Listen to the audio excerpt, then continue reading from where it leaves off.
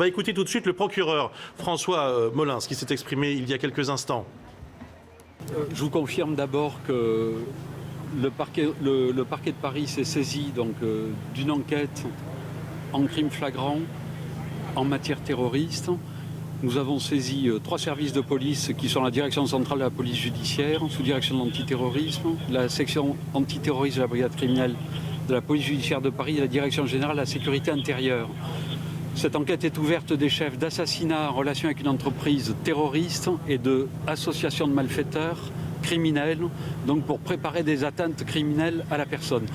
L'enquête va, et vous comprendrez qu'il soit un peu tôt pour entrer dans les détails, l'enquête va s'attacher à déterminer ce qui s'est passé sur 6 sites, au Stade de France, où il y a eu des morts, boulevard de Charonne, où il y a a priori 18 morts, boulevard Voltaire avec 1 décès, rue Fontaine-au-Roi avec 5 décès et rue Alibert avec 14 décès, ainsi que de très nombreux blessés graves, voire en urgence absolue.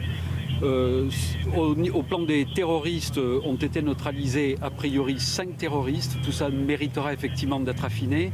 Le bilan est extrêmement lourd puisque si on ajoute cela au nombre de décès enregistrés au Bataclan, on risque d'avoir un bilan malheureusement qui risque d'atteindre, voire de dépasser les 120 morts.